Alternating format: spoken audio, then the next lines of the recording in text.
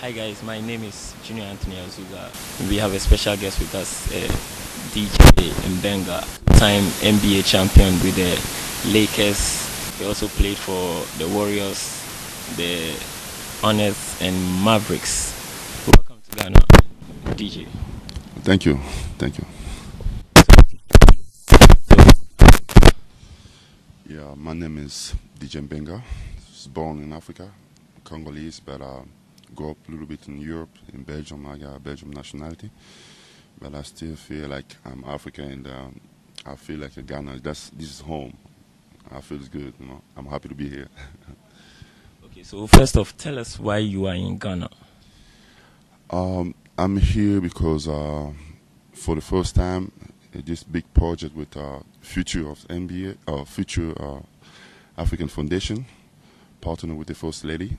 So we come here because we have, for the first time, we're going to do some brain, bone, and spine surgery. So that's why I'm here. How long are you going to be around? For the next week, we're gonna be here because we have some surgery we have to do, the brain and the spine. So that's why we're here. Okay, so let's talk about basketball. When did you first find the interest in basketball? It's funny because I never liked basketball before. Growing up, like any African kids, I was play soccer and then I do the judo, martial art. But when I moved to Belgium, then someone just contacted me because I was getting so tall. And someone just contacted me to play basketball, and then I fell in love with it. And then opportunity came out, and I ended up playing NBA. But it was hard work, though. It was not easy. It was not just like it was there for me. I put some work, and then I was ready when the opportunity was there. Okay, so tell us, how has your basketball journey been so far? So, can you say it again? Your basketball journey, how has it been so far? I mean, it's kind of, it's just about hard work, It's about hard work. I was there. I work hard every day, and I was believing in myself, and like I said, when opportunity was there, I was ready to take it. And that's how it makes me who I am. Okay, so you signed your first NBA contract with the Mavericks. Tell us, how excited were you when you knew you were going to play for the Mavericks? My first contract, it was not even supposed to be with the Mavericks because I was drafted by Denver Nuggets. But the year I was drafted, I have a surgery in my knee, so I can't come. So that's the year Paul Gasol came out, LeBron James, all these guys. I can't come, so I have to do the surgery, and then the year after, the Denver traded me to the Mavericks. That's why I came out like a free agent, so I signed with the Mavericks. And it was pretty exciting, because it was different environment and different basketball. Because I was playing professional in Europe, that completely different basketball. And then I moved to the league with the Dallas Mavericks. It was just something special.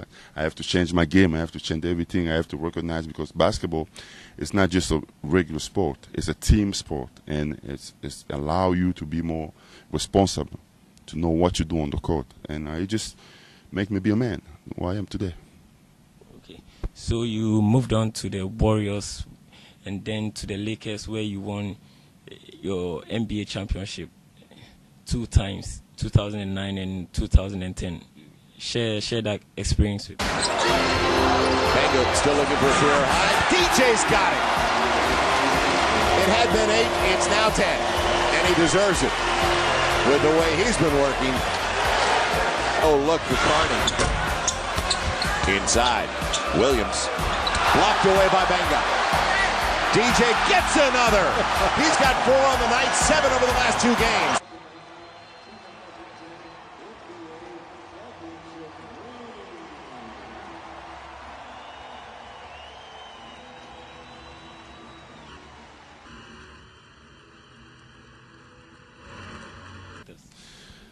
I mean, it's just something special, man. I can't really explain. A lot of young guys, a lot of people asking me how I feel to be an NBA championship and stuff. But I always tell them one thing.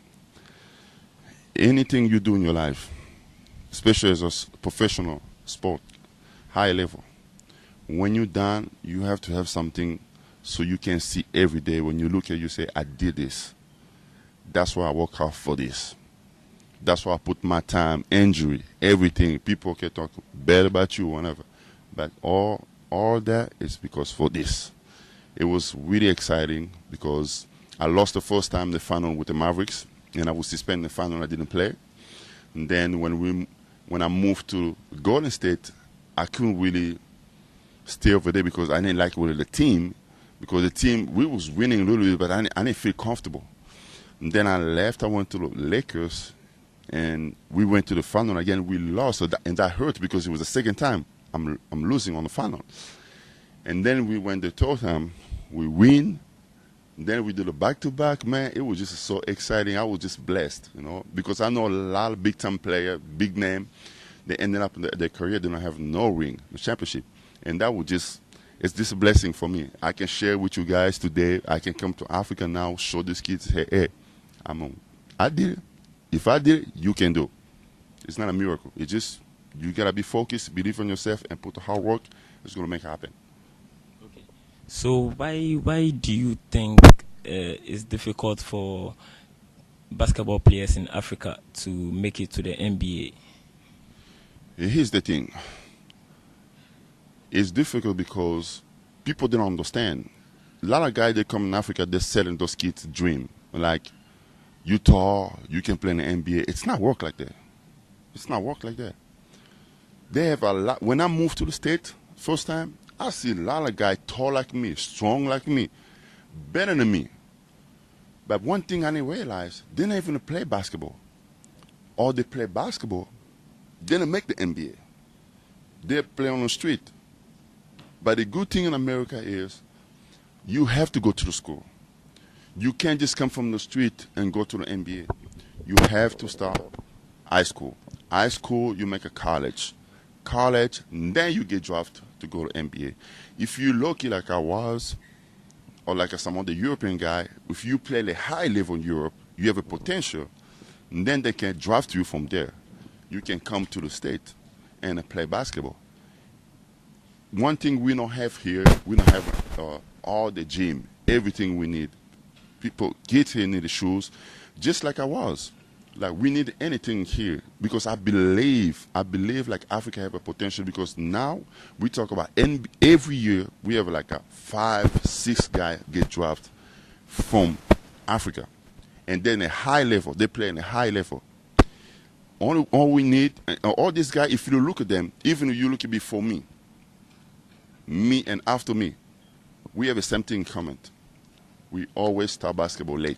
That means you go from Mutombo, Manukbo, Akim Olajwa, me, Serge Ibaka, Bismarck. We always start basketball like when we're like 17, 16 years old. Or in the state, they start basketball when they're like 5 years old.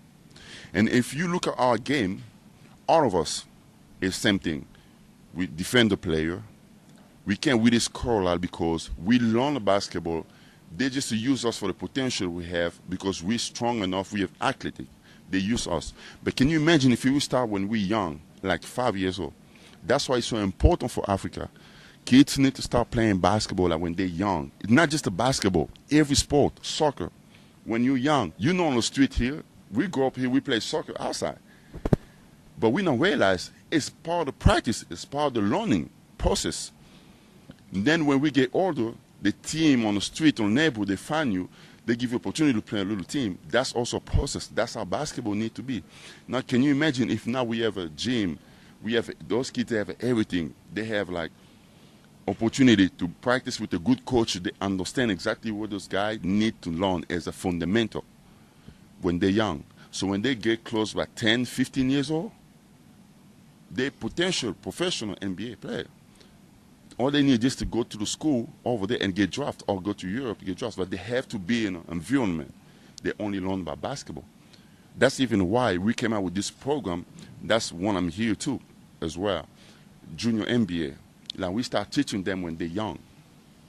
We're going to teach them when they're young, and when they grow up, they understand the basketball. They understand the terminology. They understand the basic of basketball. And when they're ready, because you got to look at this. When those guys, when God bless us with being in the NBA, it's what we do. we came back to the country. We bring some business. Not just business, but we educate also the kids. We do some construction school. We do like what we're doing right now, you know.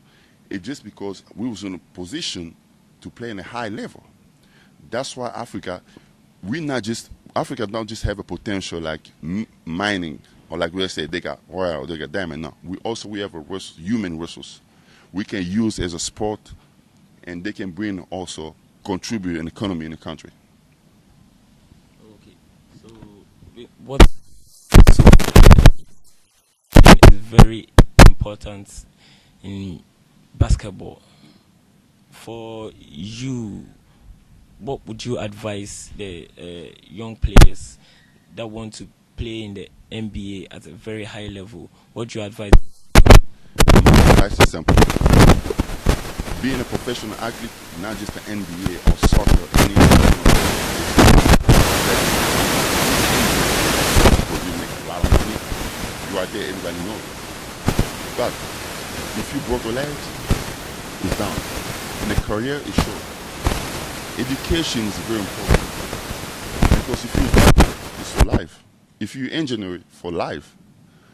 It's very important they understand to be a professional is good, but be educated, it's more better. Because if you miss it, if you not make it, you still have a career to do something positive. But if you don't make it, you was not educated, so you lost. Because all your hope it was on one thing, it was canalized to one thing. So you lost. That's why education for me it's a very, very important. Kids need to be educated from the bottom. That's all. So what should we expect from Mbenga in the coming years? Oh man.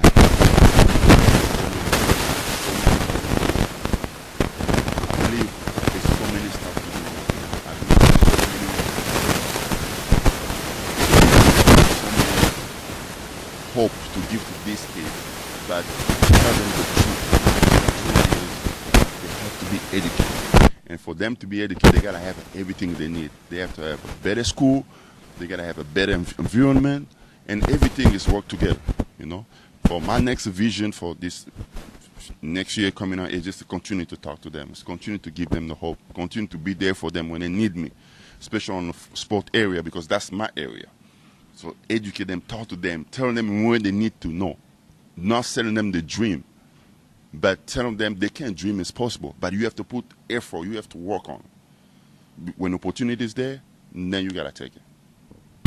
So how's the Mbenga Foundation doing so far? We're doing great actually. Next month coming, we're gonna be inaugurate like 2 water wells for 2 different villages. But we're building in Congo, and because like I said, as you can see, every time I'm talking, I'm go back to education because that's the fundamental. And when I grown up, I didn't have opportunity, I'm giving to them. So I want them to have. That's what I'm saying. Like my goal is just continue to educate and be a positive for those kids. So what are some of the activities we should expect from the B.R.A.I.N Project? Actually, we're gonna start Monday. We have a total like 20 or 22. No, we have about 20 surgery, brain and spine. We're gonna do, and we are also some other stuff because we have like total like more than 20 doctors. They're gonna be here.